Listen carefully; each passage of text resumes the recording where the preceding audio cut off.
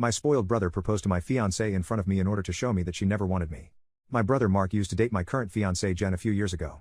They were only together for a month before he broke things off with her because he was bored of being in a relationship and never really wanted to settle down anyway. At the time they were dating I was low contact with him, so I had no idea he even had a girlfriend. The reason I was low contact with him is because he was somewhat of a golden child, who always got his way and was enabled by our parents.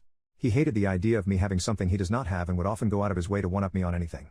Years of this, capped with him stealing my car without my mom protesting, confirmed I wanted to distance myself from him. Anyway, I had no idea who his ex-girlfriend Jen was until I met her. Jen and I met at a bar when I moved back home and hit it off really well. She was easily the most beautiful and intelligent woman I ever met, and we met up a few times more before we made it official. Fast forward to this December and I finally bring her up to my family and ask them to meet her at Christmas. By this point I had began talking to Mark more frequently. They knew I was in a relationship, but I kept details about her to a minimum until I knew how serious we really were. My parents asked to see pictures and they started passing my phone around the dinner table.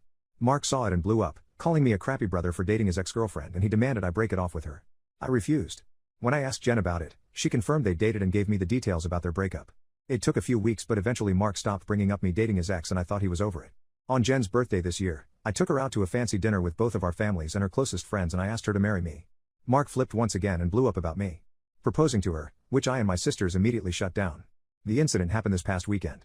Mark had been pretty quiet about the whole thing for the last 2 months. I didn't see him much and figured he went low contact with me, which I had no problem with. Then he invited me and Jen for family dinner at his apartment with my parents and sisters. I thought it was weird, but my parents and sisters were also going, so we agreed to go. The dinner was nice, nothing too fancy, and we moved to the living room to talk. About 30 minutes into normal conversation, Mark stood up and told us he had an announcement.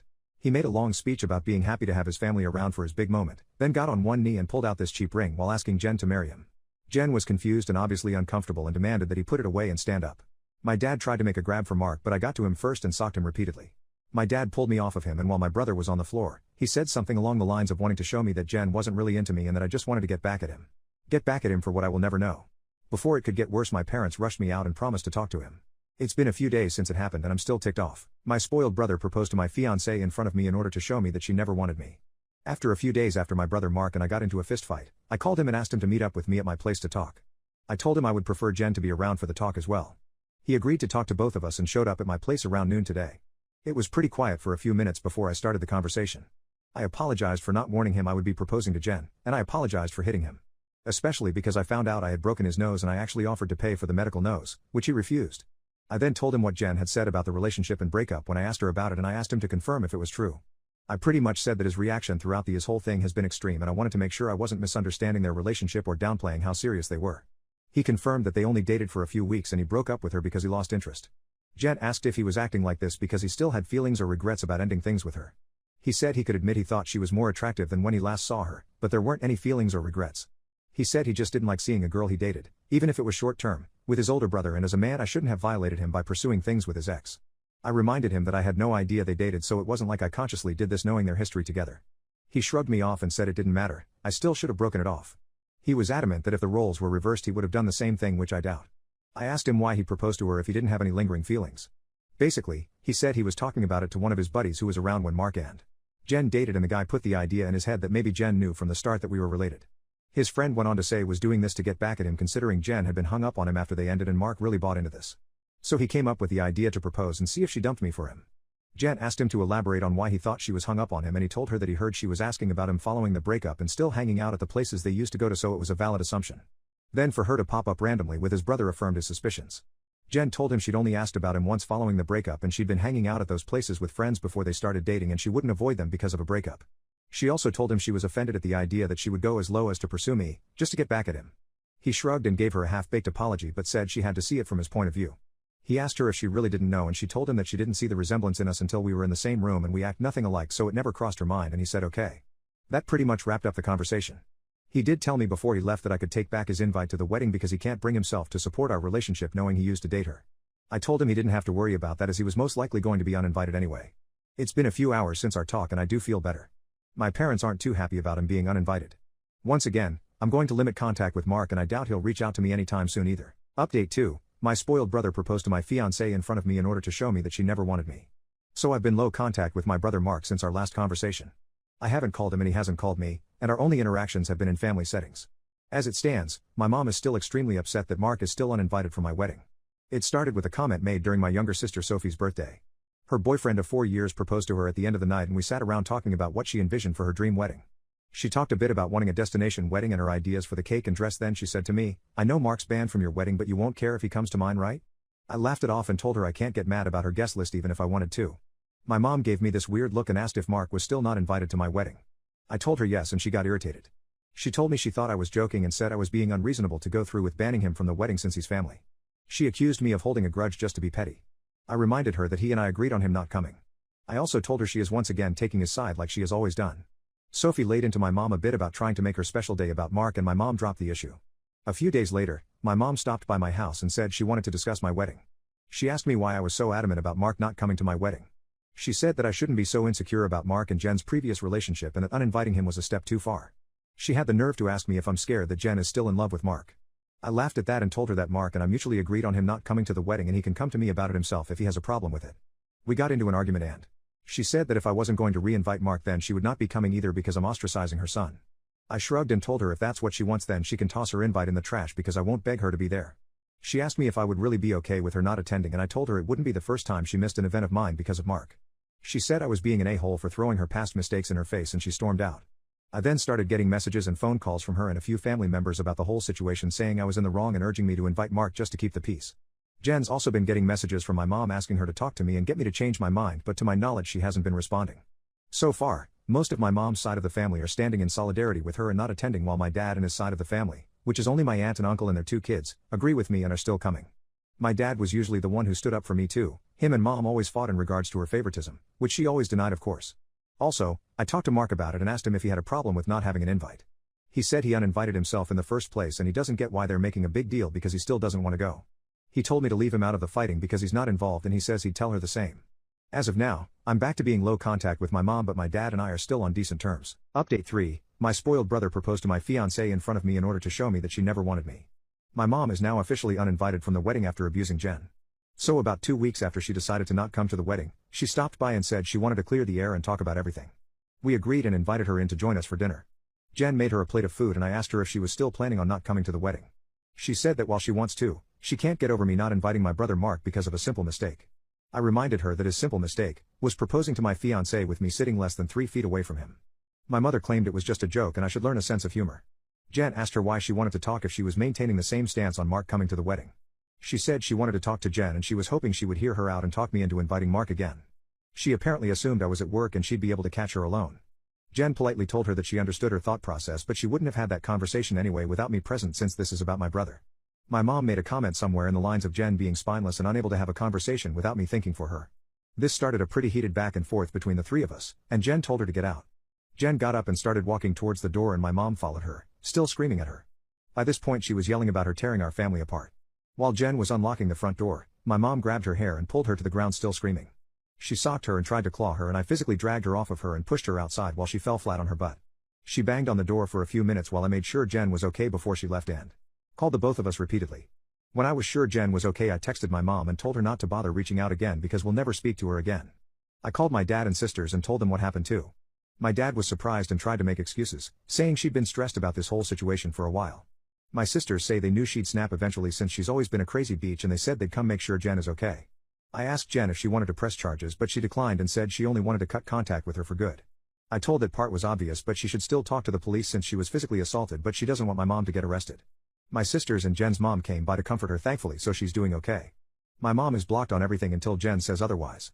Edit, my mom came by again while I was at work and rang the doorbell. Not knowing it was my mom, Jen answered and was greeted with my mom lunging at her and proceeding to hurt her really badly. Thankfully, Jen was able to get her off of her and push her outside, but some serious damage has been inflicted to Jen. We are definitely pressing charges. Update 4, my spoiled brother proposed to my fiancée in front of me in order to show me that she never wanted me. So Mark was my mom's golden child. Here is a full story as to why we never got along. Mark was my mom's baby boy and she didn't do much to try and hide it. My parents didn't spend much time with my sisters and I like normal parents did with their kids unless they had to, but they'd spend time with Mark as often as possible, like taking him out shopping while we stayed with a sitter, or bringing him home his favorite food and toys from the store when they'd shop alone. He usually got better things compared to the rest of us, like new expensive clothes, while ours were thrifted or new toys just for him compared to old toys we had to share with each other. If my sisters and I got gifts, they were for us to share, but my mom made it pretty clear that Mark's things were only for him and we shouldn't touch it. When Mark would screw up, I'd get punished for not being a good role model and showing him the proper way to behave.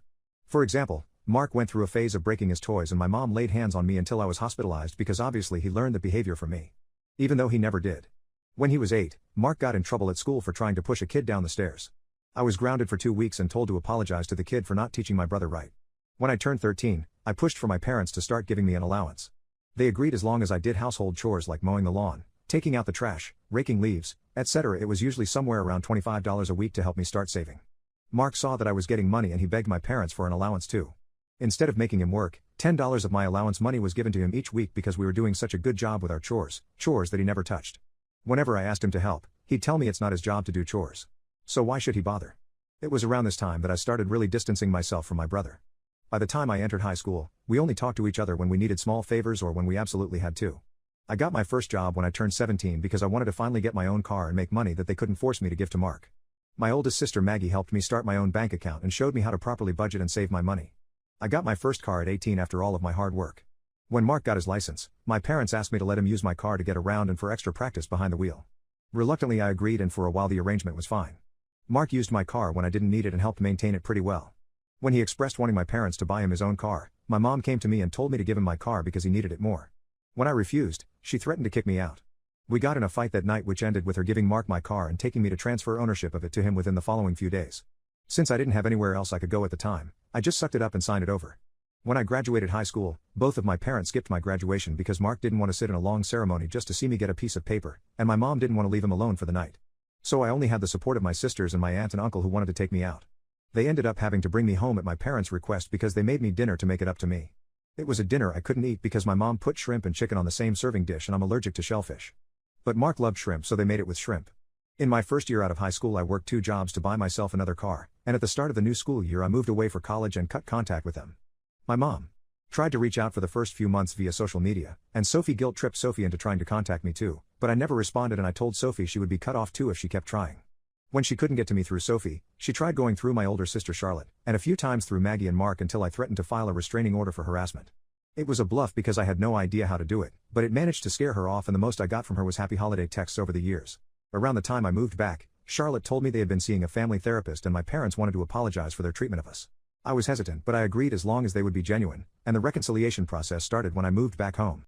Storytime about how a strange man abused me because I didn't want to give him my phone number. Disclaimer, is not my storytime, it's sending me on Instagram. I'm a 34-year-old mother of 2. I'm also a single mom, but I do own my own bakery. Most days I work from home, but I do go to the bakery every single day to open and close. I usually have about 4 employees at the bakery at once because we get really busy.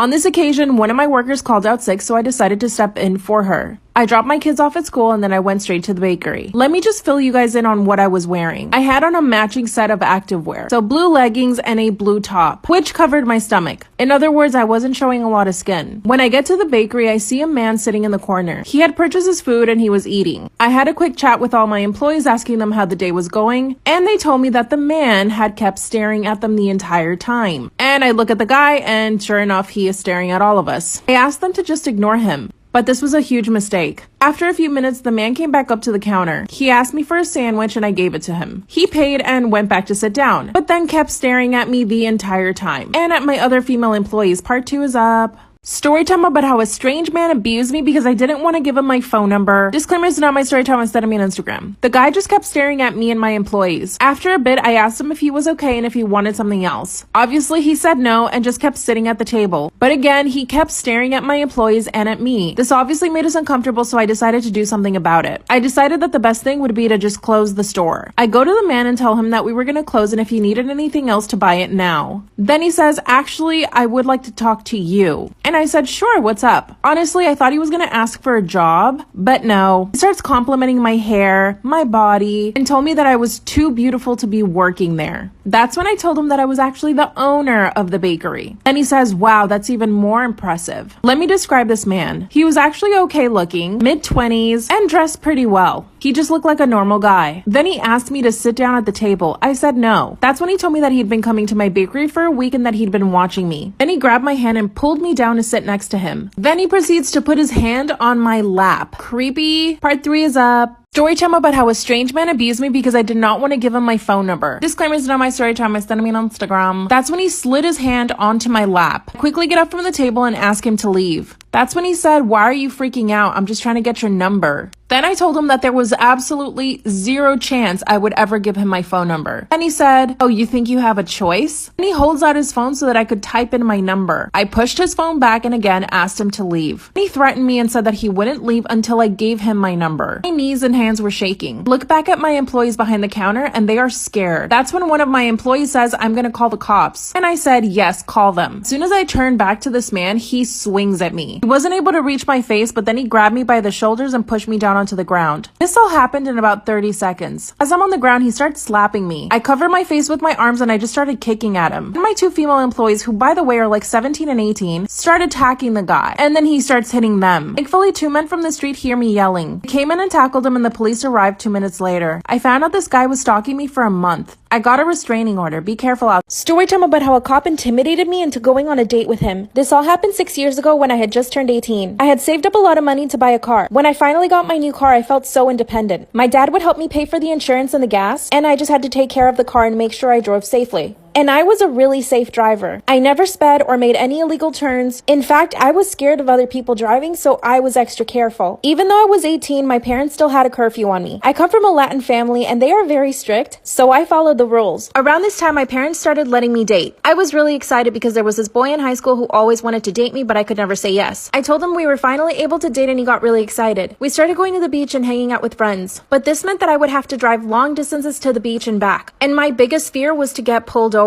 I don't know, for some reason I thought that was like the worst thing in the entire world. On my way to the beach one day, I get pulled over by this cop. I knew I wasn't speeding and I hadn't done anything illegal. I pull over and he asks me for my documents. Then he just stares at me for 30 seconds without saying anything. The first thing out of his mouth is, "Wow, you're very pretty. Part 2 is up." Part 2 of how a cop intimidated me into going on a date with him. The first thing out of his mouth is, "Wow, you're really pretty." Then he asked me if I was single. I instantly froze up and didn't even know what to say to him. Keep in mind, I had just turned 18. I felt totally vulnerable and exposed. He put his hand on my car door and leaned down towards me. This guy was really intimidating. Then he asked me a bunch of questions. Was I single again? Was I dating anyone? Was I still in high school? Did I have other friends that were pretty like me? I would laugh off his questions because I didn't even know how to respond. I was in total shock and didn't know what to do. Then he says, "Seriously though, are you single?" And since I technically was, I said yes. His demeanor totally changed. He became more aggressive. Then he said, "What do you think if I go pick you up tonight for dinner?" He points to my license and says, "You live right by me." My knees started to shake. Finally, I said, "I'm actually seeing someone." Then he just stares at my entire body up and down. He stroked my hair and asked me if I was scared.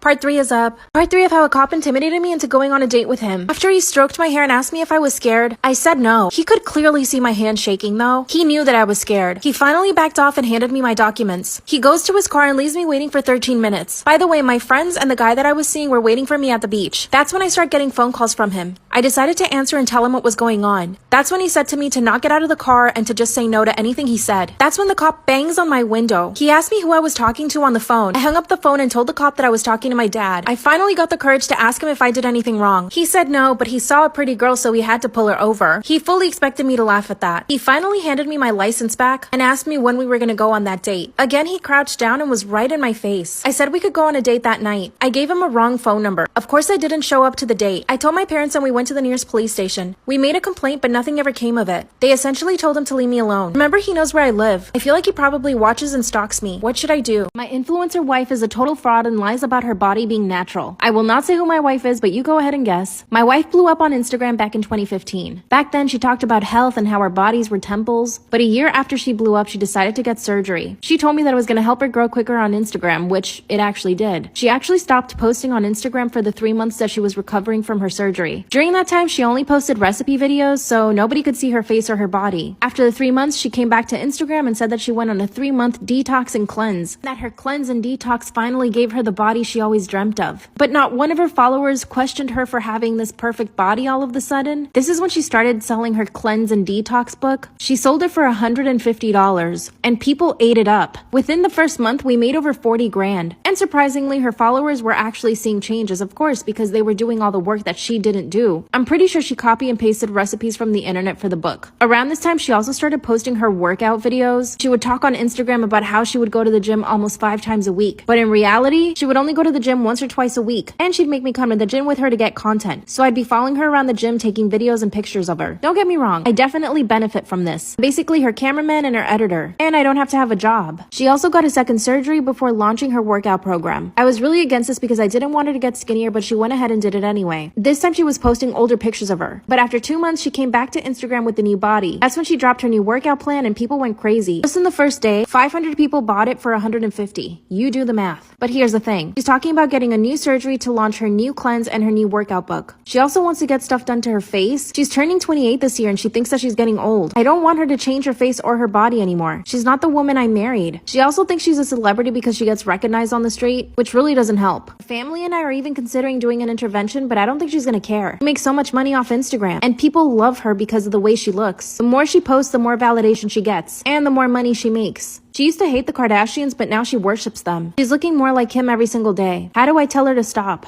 What should I do?